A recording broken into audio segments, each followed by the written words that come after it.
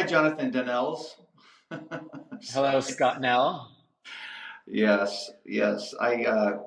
Hopefully that doesn't go on the screen. Can you imagine if all of a sudden, that everyone starts thinking, these things go absolutely viral and it's got your wrong name on there? Hey, you can go viral for a bad reason. Coldplay Hmm. concert. So funny.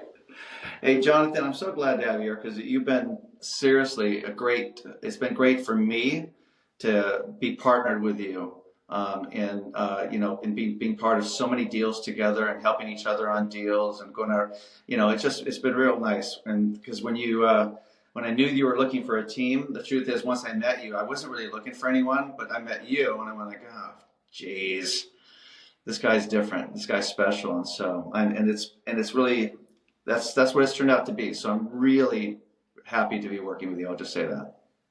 Likewise, the feelings mutual, and obviously joining different teams was a process, and I'm happy that you and I saw eye to eye. Absolutely. And so for anyone who doesn't know Jonathan, not only is he a great person, he's newly married. He's got you're just the full package. He used to have a show himself that we'll ask you about in a moment. He's a realtor. He's a flipper. He's done how many houses now? It's got to be close to 40 now. 50 now. Jeez, dude, that's amazing. That is amazing. So that's what we'll talk about over drinks today after Can't this is wait. all done. All I can say is anyone who would be looking for an agent, they'd be really lucky to have you. And I can just say this: if it was up between you and me, I think you'd make an awesome second choice. But you and me together, unstoppable. Game Yeah, over. no, that's it. We've had some good times, some real good times. Do you want to tell us a little bit about yourself, or do you want to jump right into the stories? A little background about me. I got licensed in 2014, started doing commercial real estate, That's right. and that was a really great experience. I learned a lot about strip centers, learned about the leases, and learned about how to determine value. And then Hmm. I took my information and transitioned into residential real estate, where I started my flipping business in 2018, where I've Hmm. done 50 flips, and I'm sure we can talk about some stories in the next Hmm. hour. And the lessons I've learned there is invaluable, and I'm learning something new every single day. That's awesome. That's awesome. So, did you, when you first started doing flips, because me, you would think I would have done a bunch of flips because I'm in the business, I come across properties all the time, but I get nervous about that for some reason. And the truth is, with our seller mini flip process, the way that we do it, we're always making our clients tons of money. So I don't know why I'm so nervous when I've done it for other people, hundreds of times. And so how did it, do you feel nervous getting into it, or where's your comfort level now? So, before anyone begins, I highly recommend finding a mentor. A mentor will Mhm. guide you in a direction where you will avoid a lot of mistakes, and they're always there to answer your calls and give you some advice. So, I met my mentor in 2009, and we learned real estate through a board game similar to a Monopoly board sets, where we would Mhm. go ahead and meet at a location and we would roll the dice and see how buying real estate would be affected on our balance sheet and P&L statements. So we Mhm. just played the game so much, and I was so fascinated on assets and liabilities, profit and loss, and we would go ahead and eventually take our knowledge from the board game into real life. So I used to Mhm. sacrifice my weekends, wake up at 5 in the morning on Friday, Saturday, and Sunday, drive different neighborhoods, and I ended up buying my first property in 2012 in Adelanto, California. Believe it or Mhm. not, for $24,000. Where can you find a property for $24,000? And Mhm. the idea was to buy it, rent it out, which I did. So I created some good cash flow, and I got the appreciation once I sold it 4 years later in 2016. Mhm. That's awesome.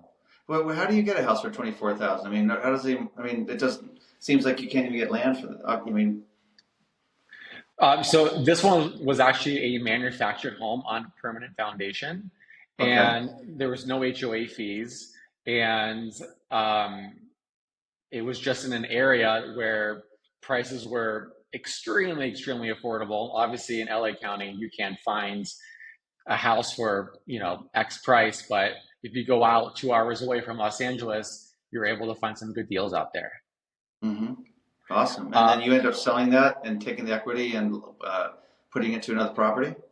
exactly. So I bought that property and I sold it for $78,000 4 years later. And then I Damn. started flipping and flipping and flipping. And one of the hardest part about flipping is finding a reliable team. So whenever I made my sacrifice to drive up to the desert, I always got people's phone numbers and I was talking to people asking, hey, Hmm. where's the best school district or where's the best neighborhood? And one piece of advice I want to share with everyone listening here is you want to be able to drive streets. If you see a house being redone, go ahead and talk to the contractor doing the repairs.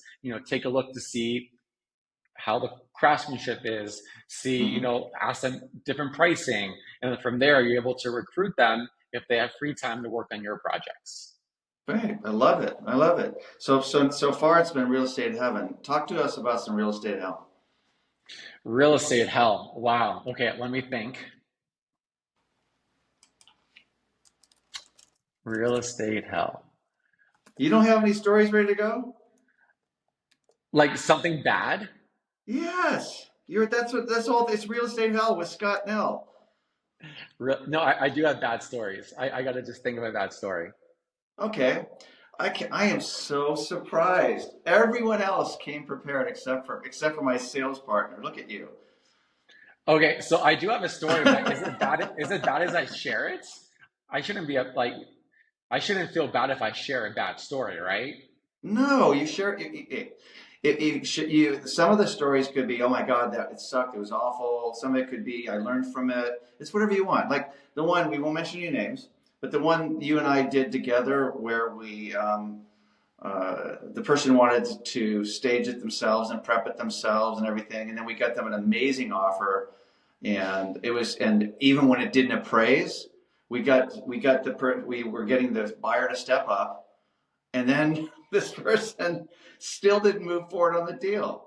And it was like we just like hit it out of the park for her. And so that to me, that gave me a stomach ache.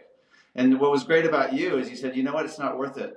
So you weren't going to take the punishment that she was doling out. And I thought, great.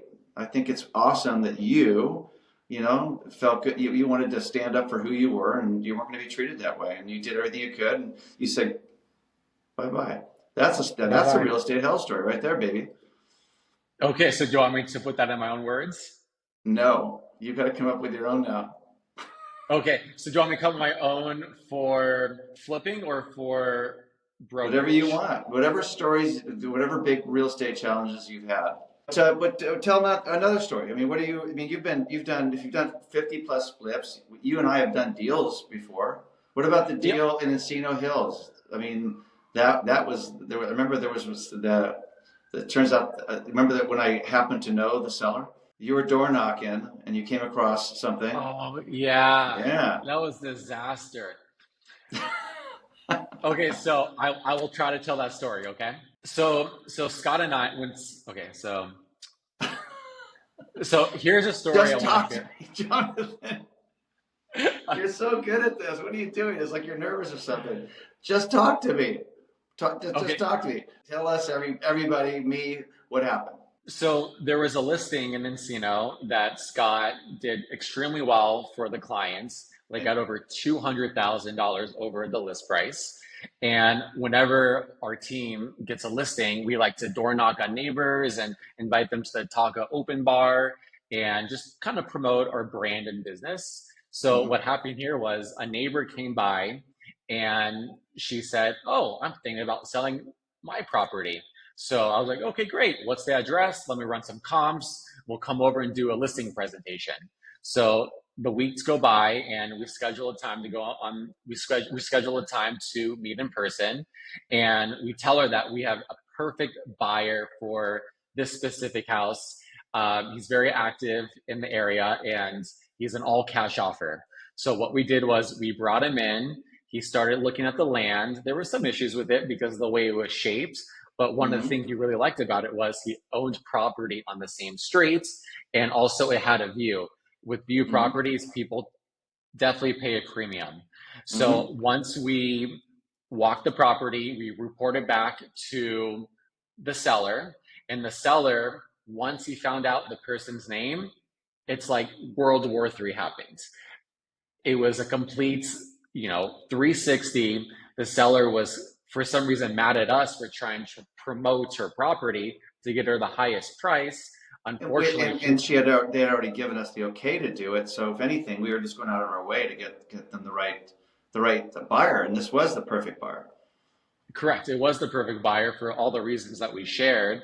Um, it was just something changed in her mind that we weren't being authentic, but we clearly were because we have everything in writing through the emails and what time we're Hmm. going to show up and all the all the back and forth that was happening. Yeah, that was an interesting one because when you go out of your way to, and I thought you honestly did great because you went around, you were looking, you were pitching our current listing, seeing if anyone was interested in buying or selling.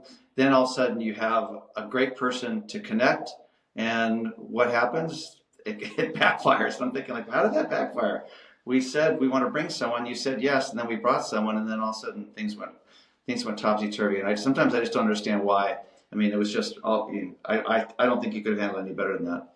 So. No, we did everything correctly, but sometimes you can't control sellers' emotions. It's, someone's like talking in their ear or they just want to go in a different direction. Just Mhm. communicate with us and you'll get the transparency back. Right, right, and that's the only way to do it. And so, what other deals that we? But oh, what about the deal? I won't mention the names, but there was a view property that with the guy that was totally a poor guy. The investor was upside down. Remember that one? The one in the What, hills. Well, I can tell you the what's, name, right? Alta Mesa. yes, yes. So Scott and I met this owner in a beautiful house, 5,000 square feet, completely redone. And we wanted to go ahead and pitch them our opportunity. We wanted to go ahead and pitch them a property. This is you before drinking. Oh, just see me tonight. Yeah, Okay, okay. So, so Scott, remember that property? Okay. go So ahead. Scott, Scott, remember that property there was a property in the hills of Studio City. I'm not going to name any names or addresses, but a beautiful house, 5,000 square feet, completely redone. And the owner was, to be honest, probably spent too much money for the property and didn't do the right repairs just Well, because he didn't, and he didn't know that. And unfortunately, when he bought it, it seemed like the numbers were going to be huge, but he didn't realize that that particular street, with no yard, no pool, etc., and how windy it was, that you weren't going to get. He wasn't going to get the premium that he thought he was going to get, and so he spent thinking that it was going to be like all the other houses in that area. But that street, he didn't have the local knowledge, and that was really unfortunate. I felt bad for him because he seemed like a real decent guy. No, he was a great guy, and we gave him our opinion. I think staging it would have been a great idea because with such a big Oh. empty house, you want to be able to envision what the property will look like. But he didn't have the budget for it, right? So he needed to choose, do I stage it? Do I not stage it? But he Mm-hmm. ended up not staging it. And another thing is, I probably wouldn't recommend doing this again, listing it near the holiday time. We listed it Mm-hmm. at the end of November, and as we all know, families are on vacation, it's rainy, Mm-hmm. people are checked out, and I wouldn't recommend listing near the holiday season. I totally agree. And unfortunately, in this his situation, as I recall, is that you know there was a lot of heat going on behind the scenes, and so he had to get it on the market. So we had to make decisions that we normally wouldn't have made in order because otherwise, yeah. Well, bottom line is we had to do things that we would have done differently under a different circumstances for sure. Absolutely. His lender was giving him a lot of pressure just because he was behind on his payments, behind on his taxes, and Mm-hmm. I actually looked a few days ago, it's still on the market. So Oh my it's nothing gosh, that you're it's kidding me. Yeah, unfortunately, Wow. it's a problem property. It's just the Hmm. way it's set up with all the different levels. It's not ideal for takes away a Right. lot of your buyer pool. Yeah. Yeah. It limits it tremendously. All right. What other stories do you have for us? So there's a property in Santa Clarita, and I'm sure you remember this one. This was a Hmm. wild one. Hmm. We brought in our stager and our property manager to do some minor repairs because whenever we get a new listing, we want to make sure, if there's a stain, we repaint it. If the faucet is loose, we screw it in to take away all the concerns for the buyers. And we worked so hard to stage the property, get it ready for photos. An hour before the photos happen, guess what happens? Everything that was done was redone. And she thought she was more knowledgeable than us and she just wanted to have it her way. But that was a big mistake because we've had proven success with working with our stager, and she just didn't want to Hmm. believe us. She wanted to be in control the whole entire time. And it doesn't make sense when the sellers are so hands on. Yeah, totally. And it was unfortunate because when you hire a professional, you got to, I mean, it doesn't mean you always have to agree, but it really makes sense to, like, if I've done, I don't know, I mean, how many hundreds and hundreds of deals, and we've done this process over and over, it makes sense to go with us. But I remember walking in and going, what just happened? So I think that we ended up paying our stager and said, thanks for coming. You don't need to come back. It was, 100%. yeah, yeah, And we were actually very lenient. You were like, okay, you can move, the chair where you want it. You can move the vase where you want it. Let's go ahead and right. market it. We got multiple offers. We got it above the contract price, and it fell out of escrow because once again, the seller just wanted it her way. And Right, probably bottom line is she probably wasn't 100% of a motivated seller just right, because it's still on the market. It hasn't been sold yet. So right. there's a lot of learning Wow, curves. wow. Yeah. And then that one also didn't even appraise. But what was interesting, it didn't appraise because we had such a high price. And then there was a bunch of things that were wrong with it. And so I remember as we talked to the other agent, said, look, you can't ask for both. If you really want to make this work, I know you guys really want this house, ask for one or the other because there's a 15,000 above or appraised 15,000 below, but then there was about 15,000 repairs. So we got them to only do one of those. It would have been a $15,000 credit, and they would have been above asking, and the property would be sold. I mean, it was just such a beautiful deal, and it was. She said no, and I'm going like, what? I didn't even know what to say. I had no idea how to respond to her, except obviously she wasn't motivated. But I'm thinking, so that was, yeah, that's when you just have to step out gracefully on. It would have been the highest sales price in the area. Keep in mind, there was no pool, there was no view, and let's be honest, the repairs Ton of wasn't really enticing. Let's be honest, the condition of the property wasn't for everyone because it Mhm. just had different colors and different Right. tastes for different buyers. Right, right. And so, anyway, that's a real estate hell story for sure. Those are a couple of them. So I have You know another what I one. like though is I like, and I know this is real estate hell, but I like the deal that I think you were walking the dog and there was a woman that you had met that wanted to sell her property, and she really didn't want to go through the whole process of staging and prepping and all that. And you remember that one I'm talking about? Oh, that's a great one. That's in Sherman Oaks. That's our bread and butter. Yeah, We so do tons. talk about that one. So our team does a lot of deals in Sherman Oaks in the San Fernando Valley. I have a dog. His name is River. I take him mostly every place I go. And I was walking him, and I come across this other lady with her dog. So our dog started talking, and as me, as a real estate agent, as an extrovert, just started befriending her and asking her questions. And I told her I'm a real estate agent, and she told me she's in the art business. I'm like, okay, great. If you know anyone that wants to go ahead and I said, okay, great. If I know anyone that wants to go ahead and put your art into their properties, I'm happy to make a connection and see how things Hmm. work out. So we exchange business cards and we stay in touch.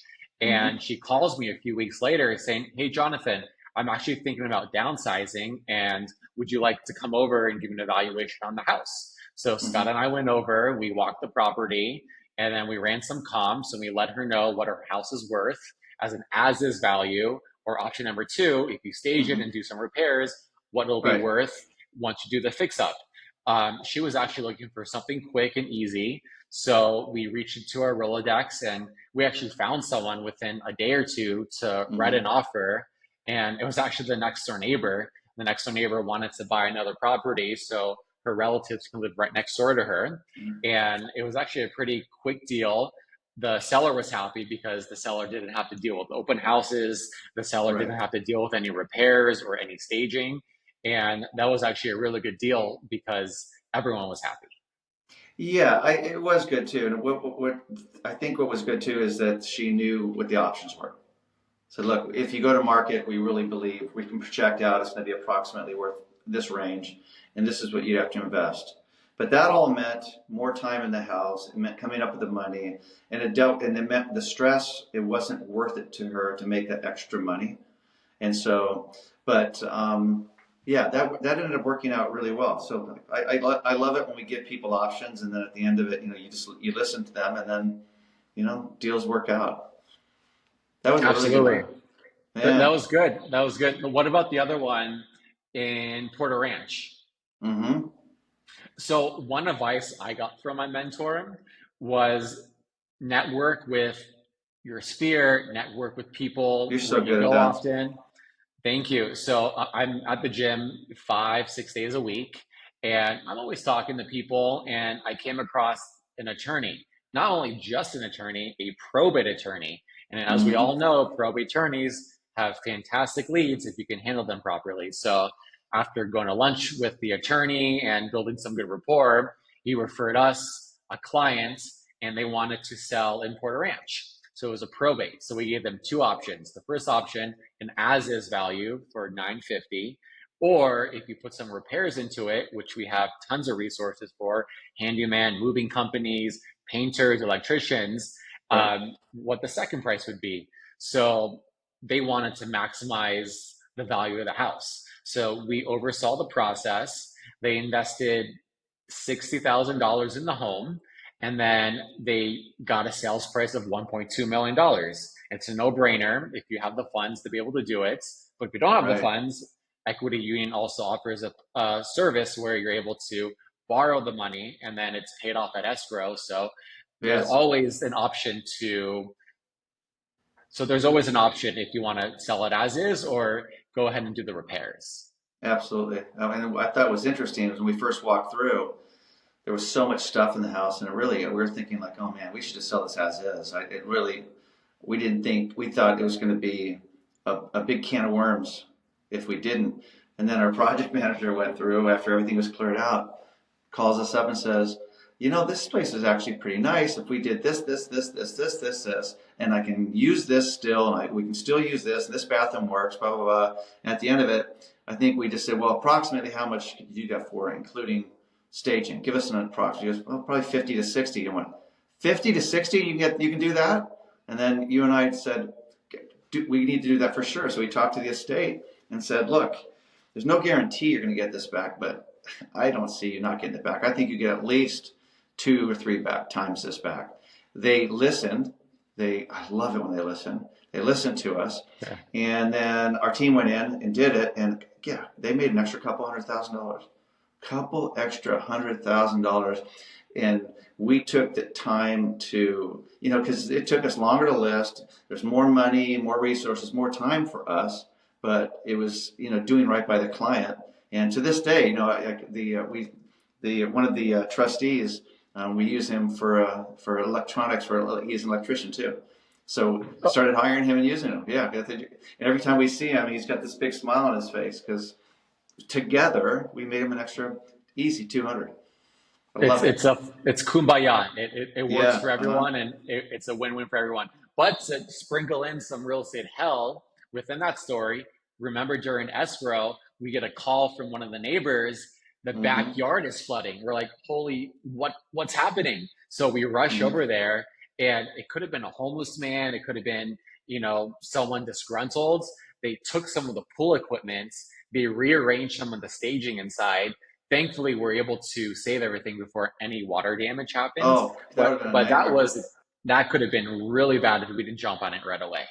That would have been a huge nightmare. You know, it was interesting too, is that when someone, we didn't know who took it, but you got to assume they're going to grab that equipment and they're going to sell it. So they were just, so it was, you know, the house was robbed.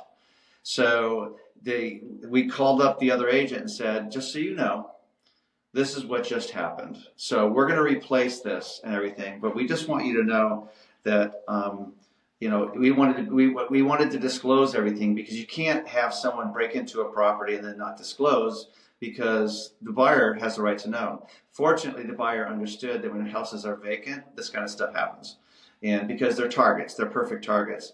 And they did their own due diligence. At the end of it, they just appreciated that we disclosed it to them.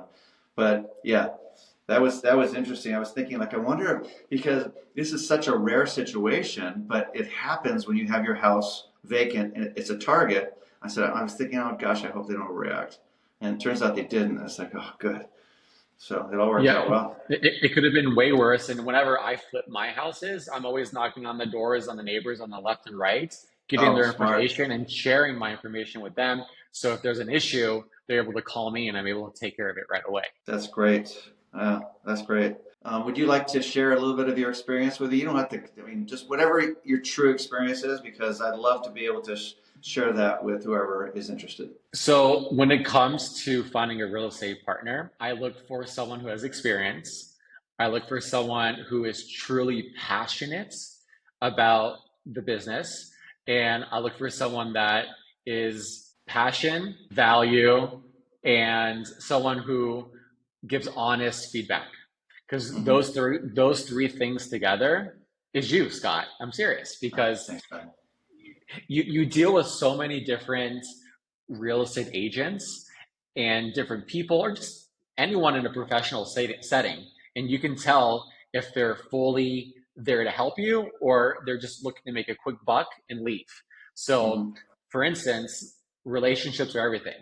You're there with the clients before they list the property, during the list of property, after the list of property, sending them a coffee table gift, checking in with Yeah. them, and just making sure everything was to their standard.